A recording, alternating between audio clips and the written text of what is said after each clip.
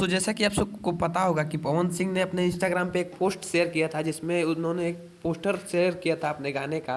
और वो गाना 1 अप्रैल को 7:45 बजे रिलीज और इस होने गाने वाला को था। लेकर फैंस के भी काफी तगड़े तगड़े कमेंट्स आए हैं। एक फैन ने लिखा है कि भैया इस गाने के चलते हम रात भर से सोए नहीं हैं, कब रिलीज होगा ये गाना। लेकिन अभी अभी म्यूजिक वाइट की तरफ से कुछ अपडेट आया है कि कुछ तकनीकी व्यवधान के कारण गाना 7:45 के जगह 9 बजे रिलीज होगा।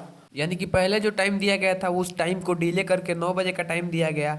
लेकिन फिर से एक बार 9 बजे को भी डिले कर दिया गया। अभी तक ये गाना रिलीज नहीं हुआ। अभी 10 बज रहा है, अभी तक ये गाना रिलीज नहीं आप हुआ में है। से काफी फैंस को लग रहा होगा कि इस गाने को लेकर हमें मूर्ख बनाया जा रहा है। पहले तो टाइम दिया गया, उस टाइम को फेल कर दिया गया, फिर एक बार टाइम दिया गया, उस टाइम को भी फेल कर दिया।